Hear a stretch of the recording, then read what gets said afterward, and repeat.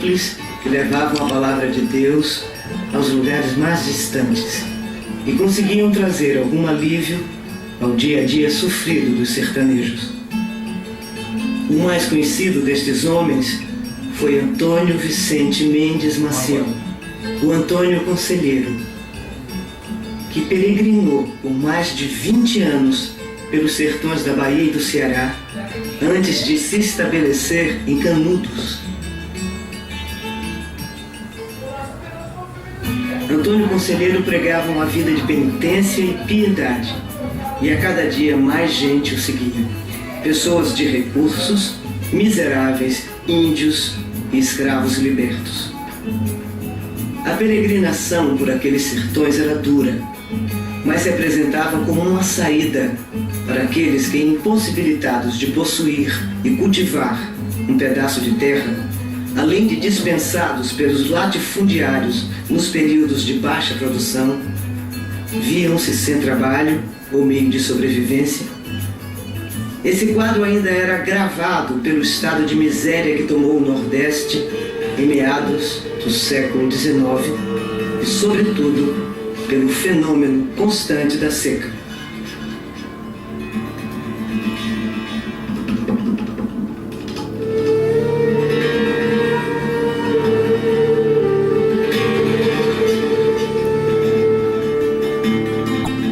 Em maio de 1893, Conselheiro e seus seguidores chegaram a Bom Conselho, Bahia. Ali ocorreria uma cobrança de impostos que haviam aumentado muito com a chegada da República. Conselheiro, opondo-se aos abusos do novo governo, reuniu o povo em um dia de feira, arrancou e queimou os editais pregados nas paredes. Ao saber do ocorrido, o governador da Bahia, Rodrigues Lima, enviou soldados com a missão de prender o beato e dissolver o seu grupo. Mas os policiais foram atacados e facilmente derrotados pelos sertanejos. Ainda no meio do caminho, em Maceté. Esse combate levou o Conselheiro a pôr fim à peregrinação e se estabelecer na fazenda de Canudos.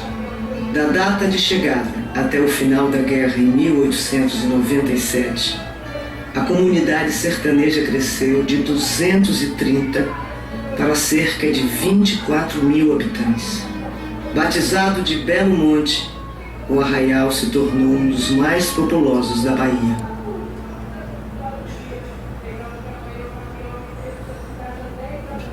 O cotidiano de Belo Monte era marcado pela rigidez moral do conselheiro, que não tolerava abusos ou relaxamentos de conduta. Havia 2 ofícios religiosos diários, de madrugada e ao fim da tarde. Periodicamente eram realizados os conselhos, mas existia espaço para alegria e diversão, principalmente nas festas do Divino, com foguetórios, música e dança. O trabalho no arraial se baseava no princípio de posse e uso coletivo da terra e na distribuição justa do que nela se produzia. Todos os que lá chegavam recebiam gratuitamente uma porção de terra para viver e trabalhar. Havia plantações diversas, criação de gado e animais de montaria e a fabricação de couro curtido. Toda a produção era dividida entre o trabalhador e a comunidade. Canudos, contudo, não chegou a representar uma experiência de vida igualitária. O desenho urbano da comunidade, bem como a distribuição de tarefas e as relações sociais estabelecidas entre seus membros, denunciavam um espaço onde as hierarquias sociais não foram eliminadas.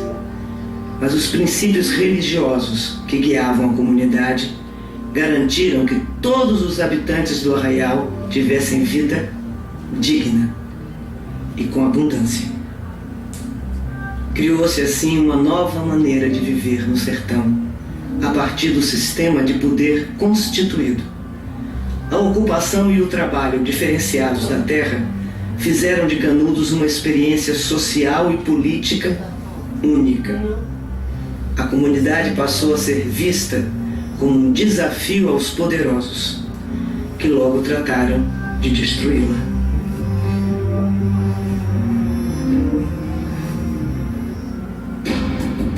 Em fins de 1896, um episódio banal dá início à guerra contra o arraial de Belo Monte. Antônio Conselheiro havia encomendado em Juazeiro, na Bahia, certa quantidade de madeira que, apesar de paga, nunca foi entregue.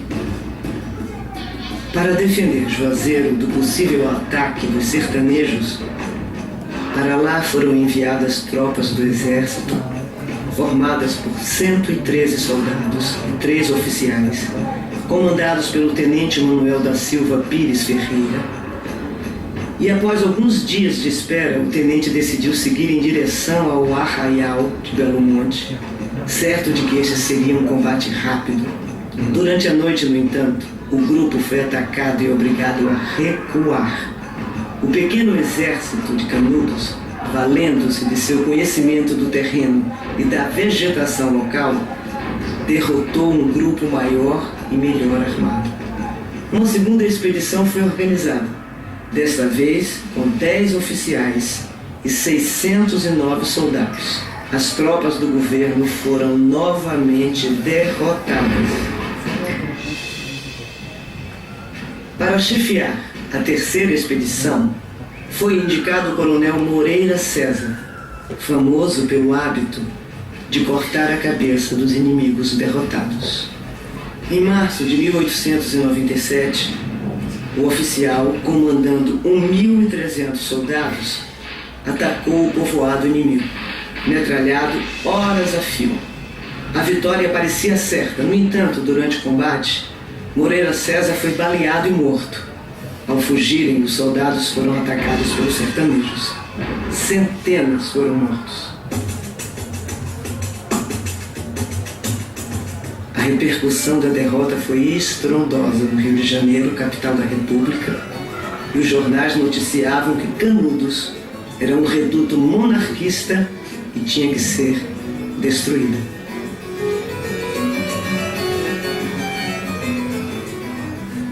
No dia 22 de setembro de 1897, Antônio Conselheiro morreu, abatido por uma doença contraída no local. Canudos era uma sombra de seus melhores dias. Amontoada em uma pequena parte da cidade, a população estava ferida, faminta e doente. Quase não havia mais armas e combatentes. Mesmo assim, o arraial resistia a ataques cada vez mais violentos da quarta expedição enviada pelo governo, formada por 421 oficiais e 6.160 soldados, armados até os dentes. Em 1º de outubro, Antônio Biatinho, uma das últimas lideranças de Canudos, dirigiu-se às tropas inimigas para negociar a vida dos habitantes de Belo Monte. O exército garantiu que quem se rendesse sobreviveria. Mas o acordo não seria cumprido e muitos dos homens, mulheres e crianças que se entregaram foram degolados. No dia 5 de outubro, por fim, Canudos foi invadida, queimada a querosene e demolida com dinamite. Nos anos seguintes, muitos livros foram publicados denunciando os crimes cometidos pela República em Canudos. O mais importante deles foi Os Sertões, de Euclides da Cunha, onde o autor assim descreve o fim da guerra. Canudos não se rendeu, exemplo único em toda a história. Resistiu até o esgotamento completo. Restaram 4 defensores: um velho, 2 homens feitos e uma criança, na frente dos quais rugiam raivosamente 5.000 soldados.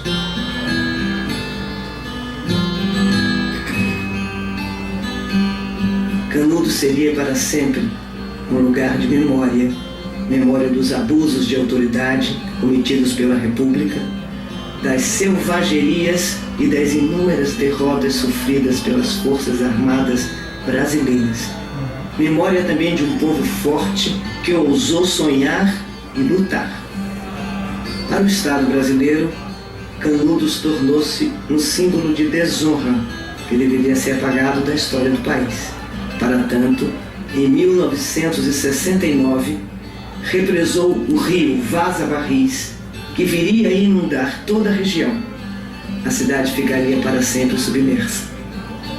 Suas lembranças, contudo, permaneceram. Teimosa, a população se mudou para as margens do açude recém-construído. O aldeamento foi batizado de Nova Canudos. E lá está, até hoje.